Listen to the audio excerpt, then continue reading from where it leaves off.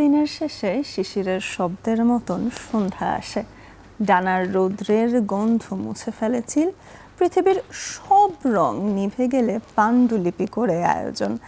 বনলতার পাণ্ডুলিপি খুঁজে বের করতে ঠিক কতদিন সময় লাগলো মাসুদ হাসান উজ্জ্বলের? সময় তো লেগেছে অনেকটা। এখন বলবার সুবিধার জন্য বলি যে আমি 2013 থেকে শুরু করেছিলাম Banalata Sen as a project বলছি কারণ বনলতা সেন কবিতাকে জীবনানন্দ দাশও প্রজেক্টই বলেছিলেন, যেটা তার একটা প্রজেক্ট। তো আমার জন্য এটা একটা প্রজেক্ট, সো ওইটা আমি শুরু করেছিলাম 2013 সালে। ওখান থেকে এটা তো অনেক রিসার্চ ওরিয়েন্টেড, অনেক পড়তে হয়েছে। পড়তে গিয়ে দেখা গেল জীবনানন্দ দাশের সাহিত্য শুধু পড়লে হচ্ছে না, কারণ তার সাহিত্যকর্মে বিশ্ব সাহিত্যের প্রভাব আছে। উনি ইংরেজি সাহিত্যের ছাত্র ছিলেন, ফলে বিশ্ব সাহিত্যের প্রভাব থাকলে, হ্যাঁ ফরচুনেটলি আমি বিশ্ব সাহিত্যের পাঠক, ফলে সেগুলোকে রিলেট করা।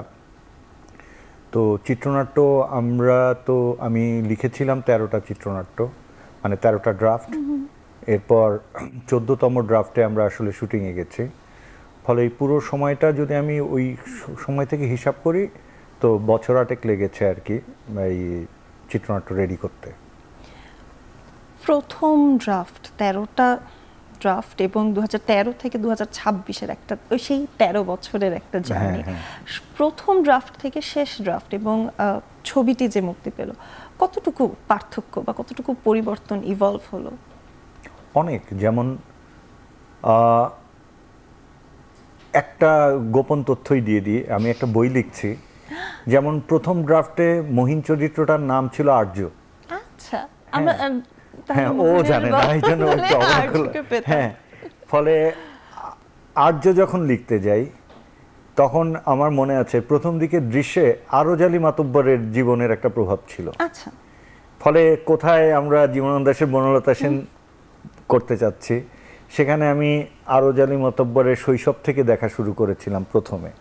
তো এটা আমি বললাম যে একটা চিত্রনাট্য নানাভাবে পরিবর্তিত হয় আসলে, সেই কারণেই ড্রাফটগুলো গুরুত্বপূর্ণ, যে আপনি কোন সময় গিয়ে সন্তুষ্ট হচ্ছেন যে এটা শুটিং করার উপযোগী হয়েছে কিনা। ফলে আমি এই জন্যেই এই একটা তথ্য দিলাম, এরকম অসংখ্য তথ্য আছে যে কিভাবে ফার্স্ট ড্রাফট থেকে সেকেন্ড ড্রাফটে একটা চেঞ্জ আসলো, সেখান থেকে একটা চেঞ্জ, তারপরে আমি একটা জায়গায় গিয়ে দাঁড়ালাম। ফলে এরকম ভাবে হয়েছে ছোট ছোট অনেক জার্নি, এবং মহিন আর্য হয়ে যেতে পারতো। সোহেল মন্ডলের কাছে আসলে জানতে চাই এই জার্নিটা নিয়ে, বনলতা সেনের জার্নিটা নিয়ে, নিজেকে ক্যারেক্টারের ভেতরে নিয়ে যাওয়া বা সেটা আসলে ফুটিয়ে তোলা কতটুকু আসলে চ্যালেঞ্জিং ছিল বা কতটুকু এনজয় করেছেন?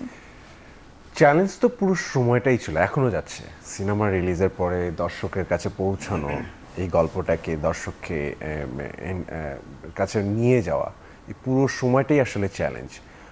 চরিত্রটা রূপায়ণ করতে নর্মালি আমি একটা প্রসেসের মধ্য দিয়েও যাই, বাট উজ্জ্বল ভাইয়ের একটা প্রসেস আছে, সেই প্রসেসটার সাথে অ্যাডপ্ট করা এবং সেই প্রসেসের মধ্য দিয়ে মহিনকে খুঁজে ফেরা, মহিনের অবয়বটাকে দেখা।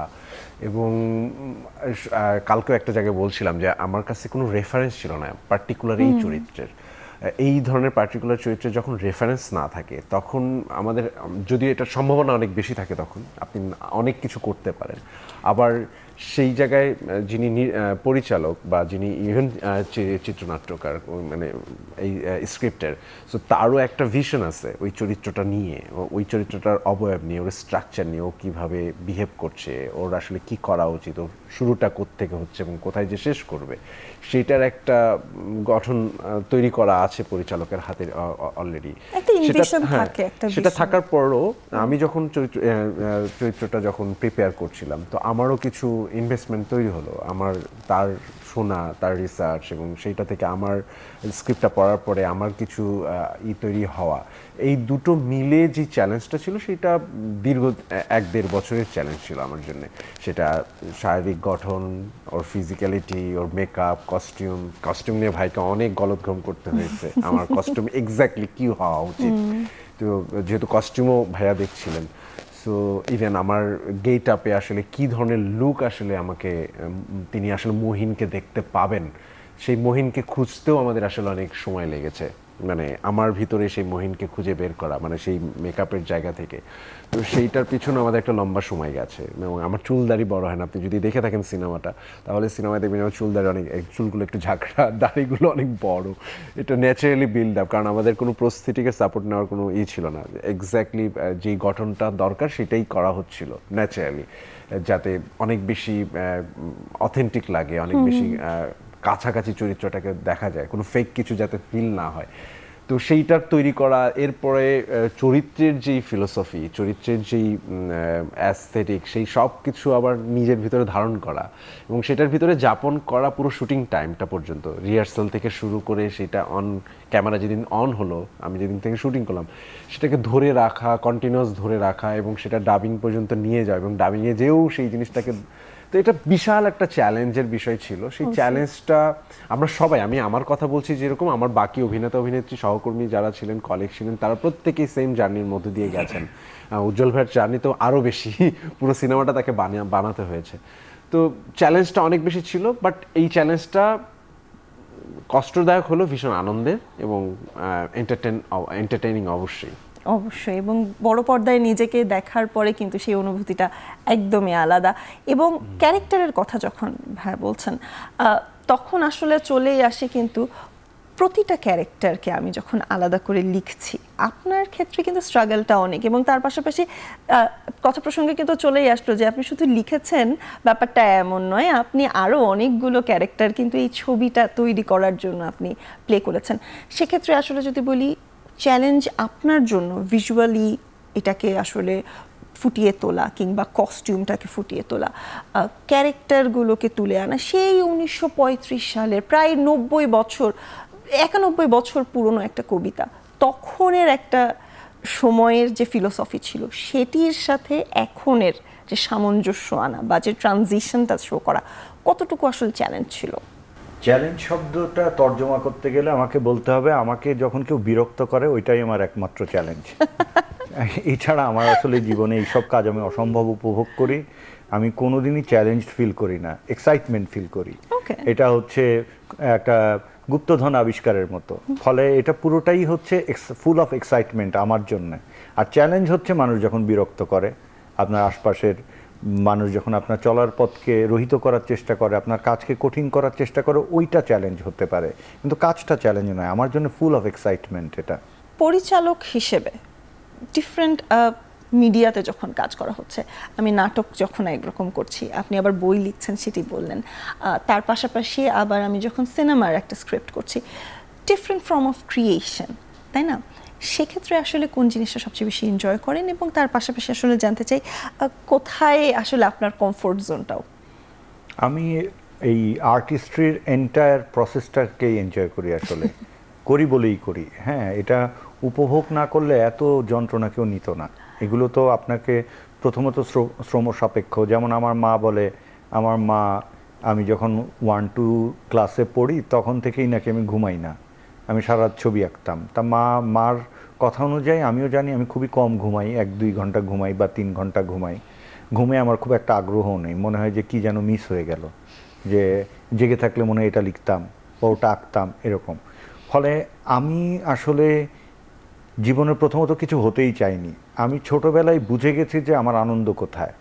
আমার আনন্দ হচ্ছে সৃজনে। আমার যেহেতু সৃষ্টিতে আনন্দ, সৃষ্টির যতগুলো মাধ্যম আছে, যেমন আমি চারুকলা যখন সেকেন্ড ইয়ারে পড়ি তখন আমি একবার খুব রিগ্রেট করেছিলাম আমি অ্যাপ্লাইড ফিজিক্স না পড়ে ছবি আঁকতে কেন আসলাম, কারণ আমি তো চেয়েছি এক্সট্রিম ক্রিয়েটিভ কাজ করতে। ফলে মনে হয়েছে যে অ্যাপ্লাইড ফিজিক্স করলে তো ছবি এমনিই আঁকতে পারতাম, আমি কেন অ্যাপ্লাইড ফিজিক্স পড়লাম না। এবং আমি অনেক দিন হতাশ ছিলাম এটা নিয়ে, এবং আমি বন্ধুবান্ধবের সঙ্গে কথা বলে প্রস্তুতিও নিচ্ছিলাম যে আবার কোথাও গিয়ে অ্যাপ্লাইড ফিজিক্স পড়া যায় কিনা। ফলে আমার জীবনটা পরিপূর্ণ এসবে, এবং আমি আমার জীবনে এসব কারণে অসম্ভব উপভোগও করি।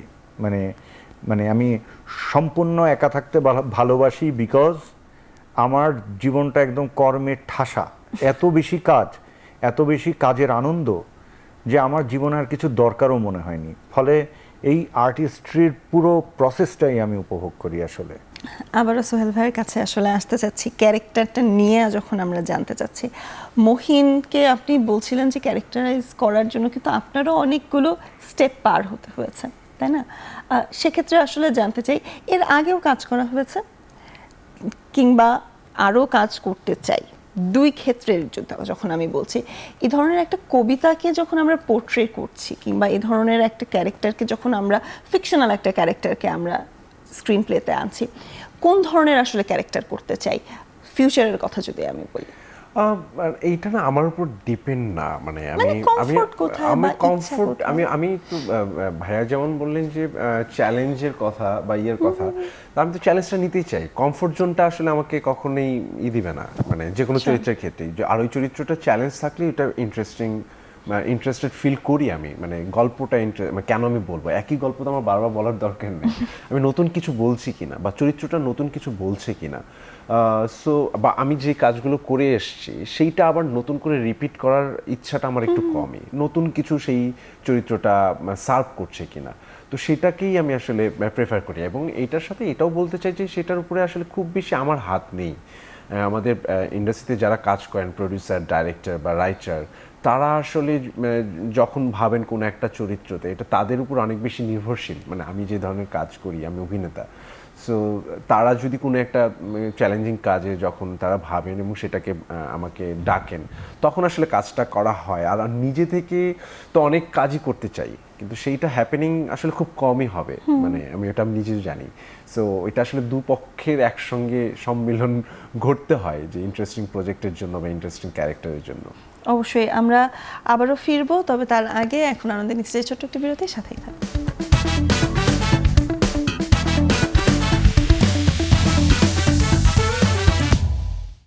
বিরতির পর আবার ফিরে এলাম এখন আনন্দে, এবং আমরা কথা বলছিলাম বনলতা সেন নিয়ে। এবং বনলতা সেন নিয়ে যখন আসলে কথা বলছি, পেছনের কথায় যদি আমরা চলে আসি, মাসুদ হাসান উজ্জ্বল, আপনার কাছে আবারও আসতে চাই।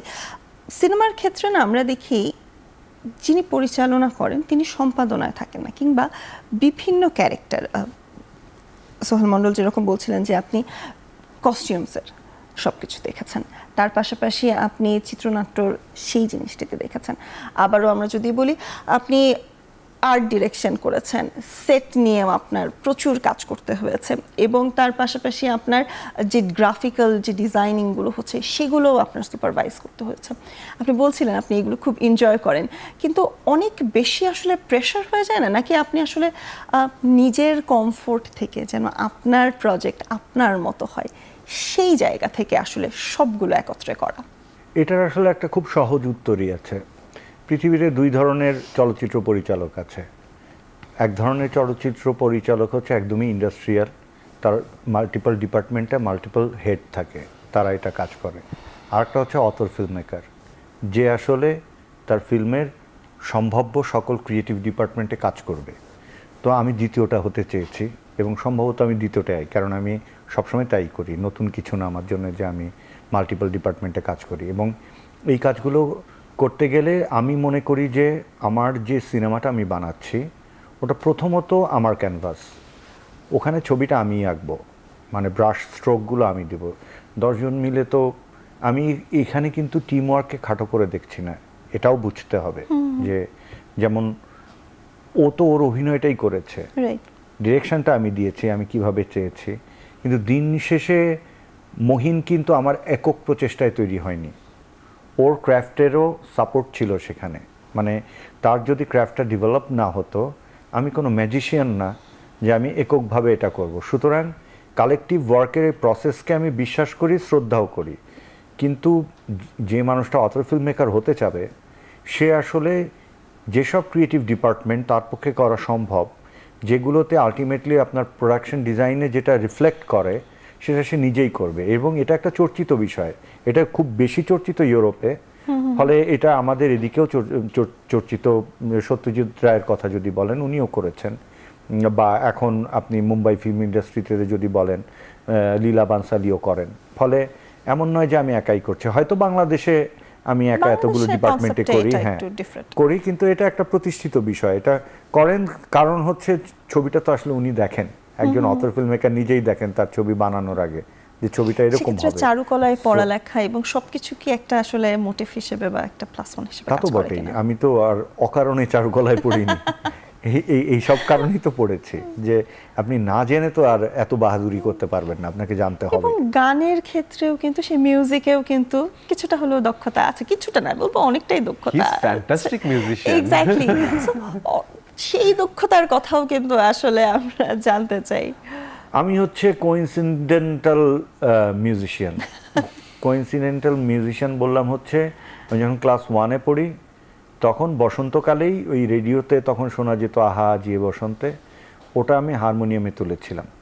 আচ্ছা, তখন আমি ক্লাস 1-এ পড়ি, বাসায় হারমোনিয়াম ছিল, আমার বোনরা গান শিখতেন। তো তারপরে আমার কপালে রবীন্দ্রসঙ্গীত চলে আসে। তো আমি আমার ছোট আপুর পেছন পেছন যেতাম। আমার ছোট আপু রবীন্দ্রসঙ্গীত শিখতেন মুক্তি মজুমদারের কাছে। উনি খুলনায় খুবই বিখ্যাত, মানে ওনাকে কলকাতার মানুষজন অনেক শ্রদ্ধা করেন, কারণ দক্ষিণডিহিতে রবীন্দ্রনাথের যে কমপ্লেক্সটা শ্বশুরবাড়িকে ঘিরে, ওটার দায়িত্বে উনি ছিলেন। ফলে আমার শৈশবে সুযোগ হয় এই রবীন্দ্রসঙ্গীতে তালিম নেয়া। আর আমি যখন ক্লাস 7-8-এ পড়ি তখন হচ্ছে আমি ওয়েস্টার্ন মিউজিকের দিকে ঝুঁকি। তখন আমি গিটার শিখি এবং আমি সেলফ টট মিউজিশিয়ান। আমার গিটার শেখা বা মিউজিক আমি যাই প্লে করি এইগুলোর আসলে ওই অর্থে গুরু নেই। ফলে শুরুটা গুরুমুখী ছিল, তারপরে আমি মোটামুটি সেলফ টট, আমার পাড়ার বড় ভাইদের সহযোগিতা নিয়ে গিটারের 4-5টা কর্ড শেখার পর আর যা শিখেছি নিজেই আবিষ্কার করে নিয়েছি আর কি। ক্যারেক্টারগুলোর কথা আমরা যখন বলছি, ডিফারেন্ট ডিফারেন্ট ক্যারেক্টারের সাথে আমরা যখন কাজ করেছি, সেটা নিয়ে কোনো খুব ভালো এক্সপিরিয়েন্স জানতে চাই। লাস্ট প্রজেক্টেই আমরা মহিনের প্রজেক্টের কথাই বলতে পারি। It's a good experience, it's a long journey, but it's a excitement experience বলা যেতে পারে। নানা রকম চরিত্রই করা হয়, নানা রকম প্রজেক্টে আমি করেছি। আমি যদি আমার মায়ের জঞ্জালের কথা বলি বা তাকদিরের কথা বলি বা আমি শ্যামাকাব্যর কথা বলি, এখন তো ভাইয়ার বনলতা সেনেও মানে আমার সুযোগ হয়েছে, বা কিংবা হাওয়া। এই যে অতর ফিল্ম মেকারের কথা যে ভাইয়া যেটা বলছিল, মোটামুটি বাংলাদেশের দুই একজন এরকম অতর ফিল্ম মেকার কাজের সুযোগ এসে ভাইয়ার সুযোগটা করে দিয়েছেন। তো সেইটা এই চরিত্রগুলো আসলে সৃষ্টির পিছনে এই পার্টিকুলার ডাইরেক্টররাই আসলে ভীষণভাবে ভূমিকা রেখেছেন। আমরা হয়তো আমার যে ক্রাফটটা শেখা, যতটুকু আমার থিয়েটার থেকে ট্রেনিং নেওয়া বা অভিনয় কলা যতটুকু শেখা, সেইটাকে আসলে কমপ্লিমেন্ট করেছে ভাইয়াদের যে চরিত্রর যে গঠন প্রণালী ছিল, সেটার সাথে জাস্ট আমি মার্জ হয়েছি, আমি জাস্ট অ্যাডপ্ট করেছি। এবং মহিন আমার জন্য এক্সাইটমেন্ট এই অর্থে ছিল যে প্রথমেই বললাম যে সেটা হচ্ছে যে এটার কোনো রেফারেন্স পয়েন্ট ছিল না, দ্যাটস এটা অনেক বেশি ইন্টারেস্টিং। সেক্ষেত্রে যাদের সাথে আসলে কাজ করা হয়েছে তাদের সাথে এক্সপিরিয়েন্সগুলো আসলে জানতে চাই, আপনার কো আর্টিস্টদের সাথে। আমার সিনেমাটা সবার সাথে কাজ করা হয়েছে না, দুজন বাদে সামহাও আমার চরিত্রের যে গঠন প্রণালী, তো সেই জায়গা থেকে প্রত্যেকের সাথে কাজ করেছি। ফ্যান্টাস্টিক অ্যাক্টর, নাবিলা বলেন, বাসারের কথা বলেন, নাজিবা বাসারের কথা বলেন, বা মমো, রূপন্তী আকিদ। রূপন্তীর সাথে যদি আমার স্ক্রিন শেয়ার হয়নি এই পার্টিকুলার সিনে, বাট স্টিল শি ইজ, মানে আমাদের যে 6টা নারী চরিত্র আছেন আমাদের এবং সিনেমায়, জীবনানন্দ দাশেরও ক্যারেক্টার, এবং জীবনানন্দ দাশ আমার বাসার, ও আমার ছোট ভাই, বন্ধুর মতোই। আমরা দীর্ঘদিন একসঙ্গে, আমাদের ওঠা বসা আছে ব্যাক স্ক্রিনও, মানে অন স্ক্রিন ছাড়া, এটা আমাদের একসঙ্গে প্রথম কাজ।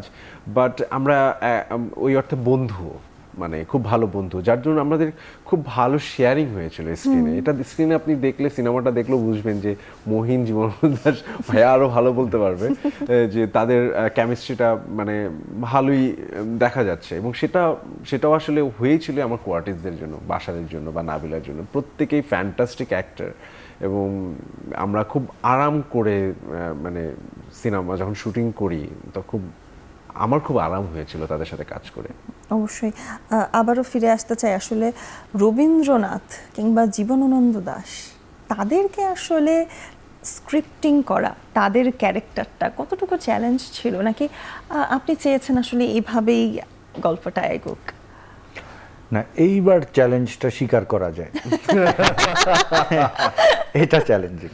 এটা একজন জীবনানন্দ দাশকে ভেবে, তার ব্যক্তিত্বকে অনুমান করে, মানে যথাসম্ভব পাঠ করে, গবেষণা করে, দিন শেষে তো সেটা অনুমানই।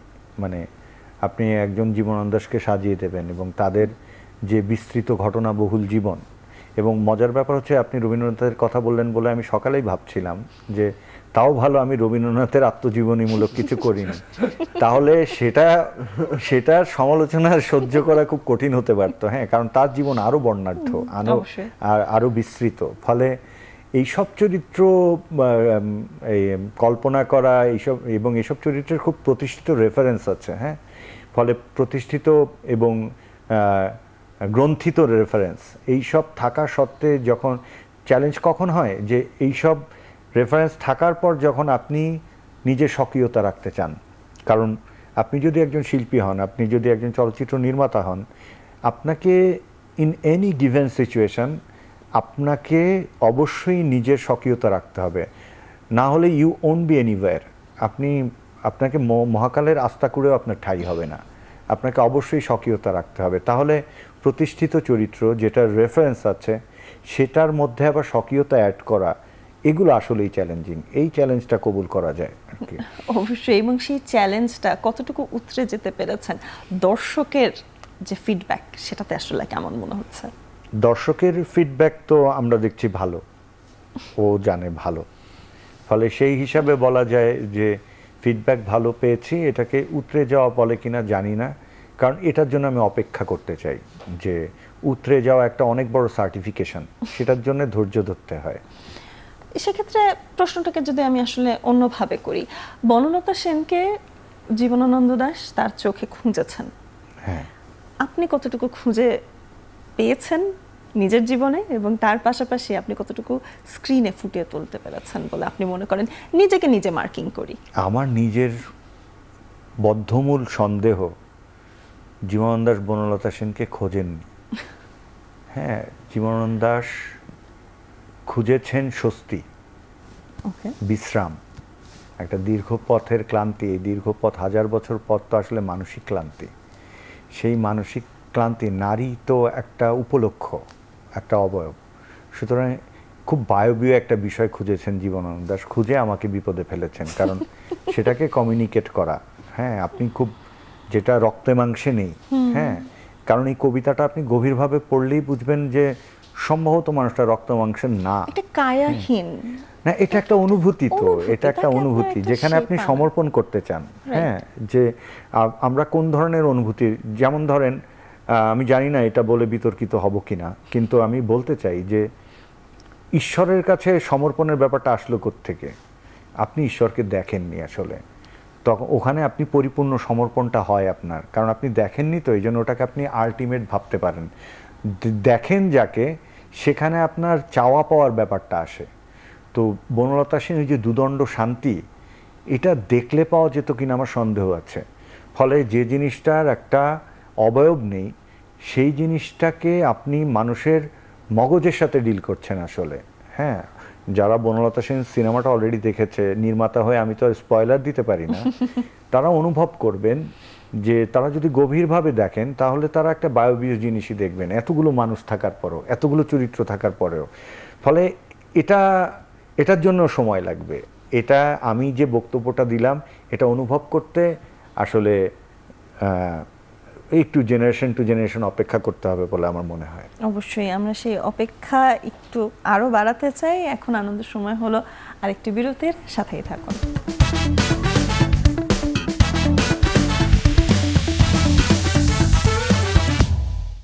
বিরতির পর আবারও ফিরে এলাম এখন আনন্দে, এবং আমরা কথা বলছিলাম বনলতা সেন নিয়ে। পর্দায় যখন আমরা এই ফিল্মটাকে এনেছি, সেক্ষেত্রে আসলে জানতে চাই পরিবার থেকে আসলে কতটুকু ফিডব্যাক পেলাম, বা পরিবারের, আমরা কিন্তু বলছিলাম যে আসলে আপনার পরিবারের কথা যখন আসছে, বারংবারই কিন্তু আসছে যে একটি সংস্কৃতি মনা একটি পরিবার থেকে আপনি এসেছেন, এবং আপনার মা এই মুভি দেখেছেন এমনটাও কিন্তু আমরা জানি। হ্যাঁ। সেই অভিজ্ঞতাটা আসলে জানতে চাই, এবং তার পাশাপাশি আপনি উৎসর্গও করেছেন আপনার বাবাকে, হ্যাঁ, সেটি নিয়েও আসলে জানতে চাই। এটা আমার জন্য খুব, আমি তো খুব ব্যক্তিগত আবেগ প্রকাশের মানুষ না আসলে। হ্যাঁ, তো এইবার মা নিজে আমার সিনেমা দেখতে চাও, আমি খুব অবাক হয়েছিলাম। কারণ আমার বাবা মা, আমি যেমন স্টেজ পারফরমেন্স করি স্কুল লাইফ থেকে, আমার বাবা মা কখনোই দেখেনি। হ্যাঁ, এটা শুনলে মনে হতে পারে না যে কোনো উৎসাহ নাই, এটা সম্পূর্ণ ভুল। আমাদের ফ্যামিলি হচ্ছে খুবই ইন্ডিভিজুয়াল পার্সোনালিটির ফ্যামিলি। হ্যাঁ, আমরা খুবই শিল্পমনা, কিন্তু কেউ কারো ব্যক্তিগত জীবনে অনুপ্রবেশ করি না, এরকম একটা পরিবার। এবং আমার বোনরা খুব প্রাউডলি বলে যে আমরা মেয়ে সন্তানের মতো বড় হইনি, আমরা মানুষের মতো বড় হয়েছে। ফলে মা এই ছবিটা দেখতে চাইলেন, এবং মার যে আগের মতো, মা অনেক বয়স হয়েছে তো, 75+, এবং বাবা মারা যাওয়ার পর অনেক নীরব হয়ে গেছে মা। তো আমি আমার একটা লেখাই লিখেছিলাম যে আমি মানে দৃশ্যের জন্ম হয় মহিনের ঘোড়াগুলির, এই যে দৃশ্যের জন্ম হয় কেন, এই লাইনটা আমার কাছে ইম্পর্টেন্ট। দৃশ্য আপনাকে অনুপ্রাণিত করে। ফলে পরিবারে আপনি কি দৃশ্য দেখেন? আমার মা চুলায় রান্না করছে, কিন্তু দুপুরবেলায় সে হয়তো শরৎচন্দ্র পড়ছে বা শঙ্কর পড়ছে। মার এগুলো প্রিয় রাইটার ছিলেন। তো মা দেখে মার ফিডব্যাকটা ছিল এরকম যে তার খুব অল্প কথার ফিডব্যাক যে পুরো ছবিটা মা দেখেছে, খুব ভালো লেগেছে, কিন্তু কুসুম কুমারী দেবীকে যে আমি দেখালাম, তাহলে তার সন্তানের সঙ্গে তার যে ইন্টারাকশন সেটা কেন দেখালাম না।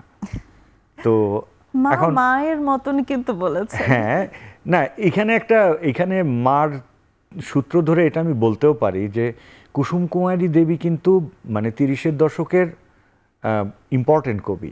হ্যাঁ, এবং উনি ছাড়া তো কল্লোল পত্রিকা ছাপাই হতো না, এরকম একটা ব্যাপার। তো কিন্তু আমি শুরুতেই বলেছি যে এই বনলতা সেন চলচ্চিত্র আসলে কোনোভাবেই জীবনানন্দ দাশের বায়োপিক না। ফলে আমার পক্ষে তার জীবনের প্রত্যেকটা ইভেন্টকে ইন ডিটেইল দেখানো সম্ভব না, এটা দরকারও নেই। কারণ আমাদের জার্নিটা বনলতা সেনের জার্নি। জীবনানন্দ দাশকে নিয়ে যদি আমি কখনো বায়োপিক বানাতে চাই, তখন আমি বলেই নেব যে এটা হচ্ছে বায়োপিক। তখন তার ছবির দরকারি তার যে ব্যক্তি জীবনের সব কিছু থাকবে সেখানে। কিন্তু এখানে তো আসলে বনলতা সেনের অনুসন্ধান, এটাকে আমি একটা কোয়েস্ট বলেছি সবসময়। ফলে সেখানে আসলে সেটাই আমি আমার মাকে বুঝালাম যে এই কারণে আসলে কুসুম কুমারী দেবীর সঙ্গে তার ছেলের ইন্টারাকশন আমি দেখাই। মার পাশে কি আসলে বাবাকে মিস করেছেন কিনা?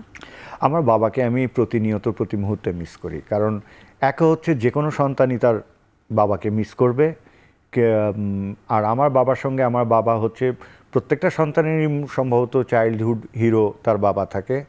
আমার একটু বেশি, কারণ আমি একটু সম্ভবত গভীর চিন্তা চর্চা করার মানুষ, সেখান থেকে দেখেছি গভীরতা আসলো থেকে। আমার বাবা একজন বিস্ময়কর ব্যক্তিত্বের মানুষ। আমি এরকম দৃঢ় ব্যক্তিত্বের মানুষ আমি আমার জীবনে আর কখনো দেখিনি। এবং আমার বাবার একটা কমন ডায়লগ ছিল, I am a man of principles. এই শব্দটা আমার সারা জীবনের অনুপ্রেরণা। এবং আমার বাবা যে একটা কঠিন সাহিত্য পাঠক ছিলেন, তার প্রিয় কবি ছিল হচ্ছে মাইকেল মধুসূদন দত্ত। ফলে আমার বাবার কাছ থেকে আমরা প্রত্যেকটা ভাই বোন, আমার বোনরা একটা তথ্য বলেন যে আমার বাবা আমাদের এক একজনের পার্সোনালিটি অনুযায়ী এক একজনের সাথে এক এক ইন্টারাকশন করতেন। মানে যার সঙ্গে তিনি মাইকেল নিয়ে কথা বলছেন, তো যেই সন্তানের সঙ্গে আর এক সন্তানের সঙ্গে হয়তো রবীন্দ্রনাথ নিয়ে কথা বলছেন, কারণ দুইজনের ইন্টারেস্টের জায়গা আলাদা। ফলে এতটা মনোযোগ দিয়ে সন্তান লালন পালন করা এটা তো কঠিন। তো এরকম বাবাকে তো আসলে প্রতিনিয়ত মিস করতেই হয়। অবশ্যই। সোহেল মণ্ডলের কাছে আবারও আসতে চাই, একই প্রশ্ন আসলে ছুটতে চাই, পরিবার থেকে কেমন ফিডব্যাক পেলেন? আমার পরিবারকে এখনো দেখানোর সুযোগ পাইনি, সেটা শীঘ্রই হবে। সো পরিবার যেটা হচ্ছে যে আমার যে কোনো কাজেই তারা সবসময় ইন্সপায়ার করেন। কিন্তু এই অ্যাক্টিং জার্নিটা, থিয়েটারের কথা বলছিলেন, এই পুরো জার্নিটাতে তাদের সাপোর্ট অবশ্যই। আমি মনে হয় one of the lucky person. বাংলাদেশের যে কোনো পরিবারের একটা কথা শুনতে হয় যে কি পড়ছিস, আচ্ছা এই বই পড়ছিস কেন, আউট বই পড়ছিস কেন, ক্লাসের পড়াপর, বা তুই কোথায় গেছিলি, আমি একটা কনসার্ট দেখতে গেছিলাম, বা তুই গান টান শিখতে হবে না, বা এটা করতে হবে না, পড়াশোনায় মনোযোগ দে। মানে এটা একটা কমন, আমি বলছি না সব পরিবারে এটা হয়, কিন্তু আমাদের একটা কমন এটা আছে। অবশ্যই সামহাও আমি খুবই লাকি, ভাইয়ার মতোই আমার ফ্যামিলি থেকে অন্তত আমি কি করছি সেই বিষয়ে মানে কোনো রকম বাধা ছিল না। আমি খুব ছোটবেলায় ভ্রমণ করতাম, সেটা একা একাই ভ্রমণ করার রাইট ছিল আমাদের। তারপরে হচ্ছে বই পড়ার ক্ষেত্রে আমার বাবা প্রচণ্ড বই পড়া মানুষ, সো তার নিজেরই কালেকশন ছিল অনেক। তো সেই থেকে আমাদের অভ্যাস, আমরা দু ভাই, সো তাদের বই পড়ার অভ্যাস ওখান থেকে, বা ওখান থেকে হয়তো কোনো কারণে থিয়েটারের সাথে আমার সংযুক্ত হওয়া, মানে সেটার কোনো হয়তো সাবকনশিয়াস মাইন্ডে থেকে গিয়েছিল। তো সব কিছু মিলে থিয়েটারও যখন করছিলাম কমপ্লিটলি ফাইন। মানে আমি কিছু একটার সাথে ব্যস্ত আছি, পড়াশোনা করছি, বাস অন্য কিছুর সাথে ব্যস্ত আছে এবং সেটার সাথে কমপ্লিটলি তাদের আমি সাপোর্ট পেয়েছি। কখনো এগুলো নিয়ে বরঞ্চ অলওয়েজ তারা গর্ববোধ করেন। আমার বাবা খুবই হ্যাপিনিং মানুষ। আমি কিছু একটা করলেই মানে বাবার মাথায় এফডিসি বিষয়টা আছে, মানে সিনেমা মানেই হচ্ছে সে জানে এফডিসি।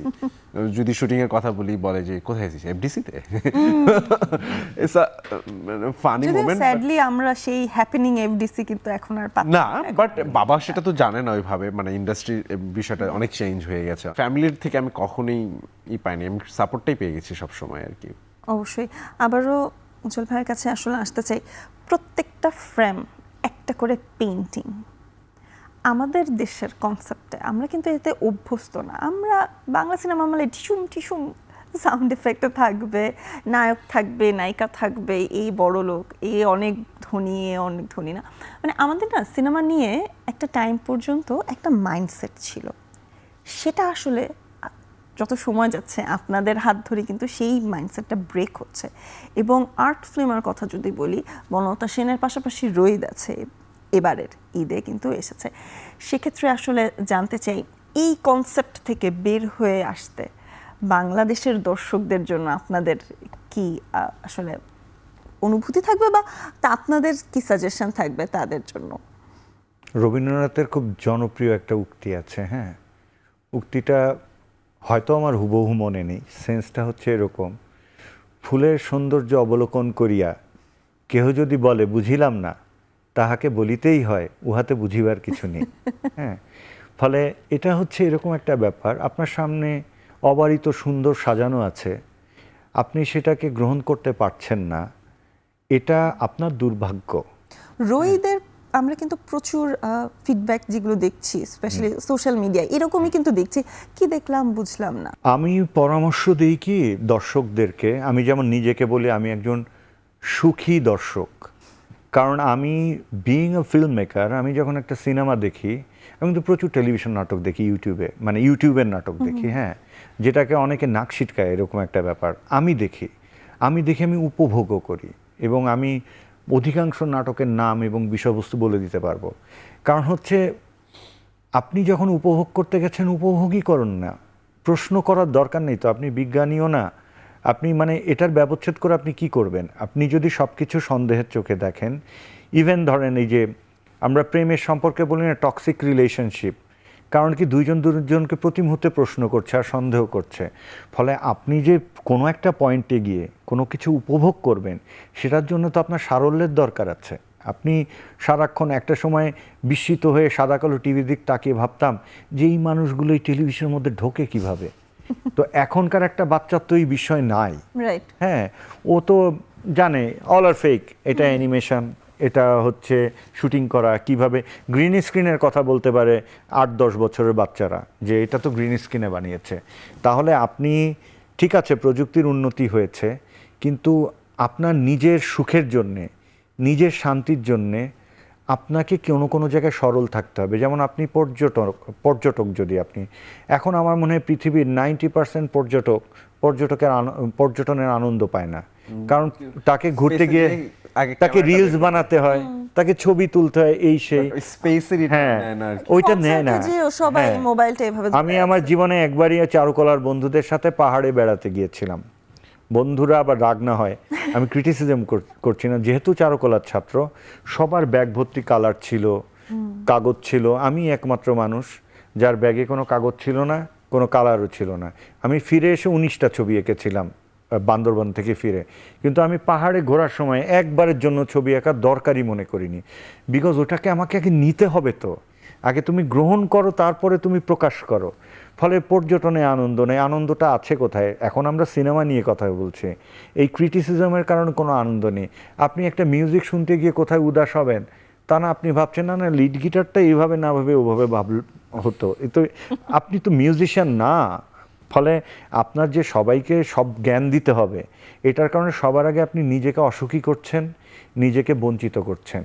ফলে আমি কিন্তু 80-র দশকের এফডিসির বাংলা ছবি এখনো দেখতে পারি, আমার খারাপ লাগে না, ওইটার আলাদা একটা মজা আছে তো। হ্যাঁ, মানে আমরা সবাই বলি না যে সেলাই মেশিন নিয়ে সাবানা, হ্যাঁ, বা চিত্রনায়ক জসিম এসে বলছে মা আমি ক্লাসে ফার্স্ট হয়েছি, এটা দেখেও আনন্দ পেতে পারেন। আপনাকে আনন্দ করার মানসিকতাটা থাকতে হবে শুধু।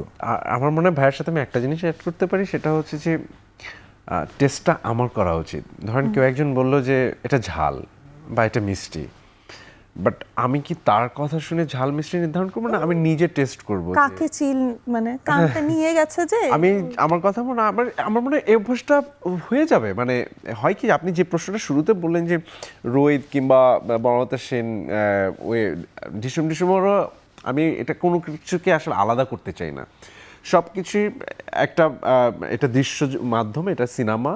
তো দর্শক এই সিনেমাও দেখছেন, এটা অভ্যাস তৈরি হয়ে যাবে, তারা অভ্যাস তৈরি করছেন, আমি মনে করি তারা অভ্যাস তৈরি করছেন। উজ্জ্বল ভাই একটা সিনেমাই বানাইছেন এবং সেই সিনেমা অবশ্যই টাকা দিয়ে দেখার যোগ্য, অর্থাৎ আপনি কিছু একটা পে করছেন, সেটা একটা কমার্স যুক্ত আছে। সো সেটা ওখানে তো কমার্সটা চলে আসে, আমাদের ছবি কমার্শিয়াল ছবি।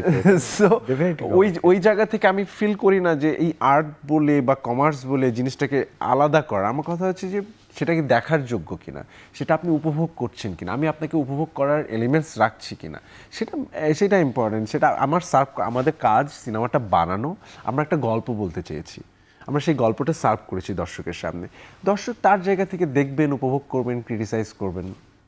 আমার মনে হয় এটাই প্রসেস, মানে সেটার আলোচনা হবে, সমালোচনা হবে। একটা জিনিসই শুধু বলতে চাই, সেটা হচ্ছে যে গঠনমূলক সমালোচনা সবসময় অ্যাকসেপ্টেবল, কিন্তু আমার রিয়াকশনকে সমালোচনার পার্ট করাটা আমার মনে হয় যুক্তিযুক্ত না আর কি। অবশ্যই।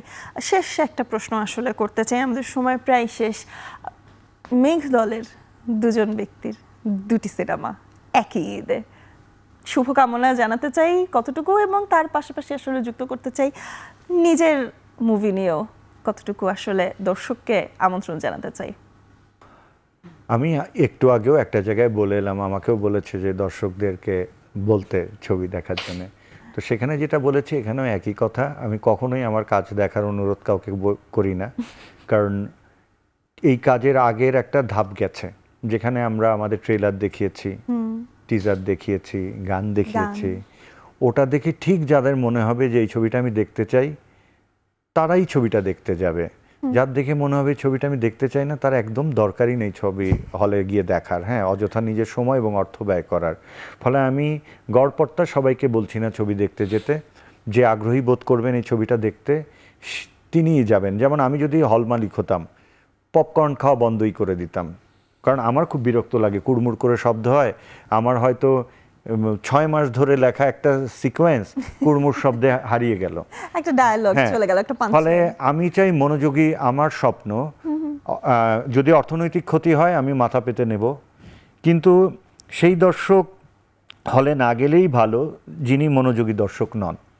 আমি অমনোযোগী দর্শকের জন্য ছবি বানাইনি, আমি ডেফিনেটলি সবার জন্য ছবি বানিয়েছি, কিন্তু অমনোযোগী দর্শকের জন্য বানাইনি, আমি মনোযোগী দর্শকের জন্য বানিয়েছি। সেটা কি অন্য সিনেমার জন্য আসলে আপনি বলবেন কিনা? অবশ্যই সব সিনেমার সব ক্ষেত্রে, সিনেমার মানে একটা সিনেমা তো আসলে আমরা পরিশ্রম করে বানিয়েছি, যেটার জন্য আমরা ট্রেলার ছেড়েছি, টিজার ছেড়েছি। যদি আপনার দর্শনযোগ্য লাগে তো সেখান থেকে আপনি সেটা বুঝে যাবেন, মানে আমার পরিশ্রমটা আমি করেছি, তো আমি আপনার কাছ থেকে ওইটুকু এক্সপেক্ট করি, ওইটুকু মনোযোগ এক্সপেক্ট করি যে আমি আপনার মনোযোগটা ধরতে পারলাম কিনা, যার জন্য আপনি সিনেমা হলে যাচ্ছেন এবং টিকিট কেটে আমার সিনেমা দেখছেন, আমার হোক অন্যেরটা হোক।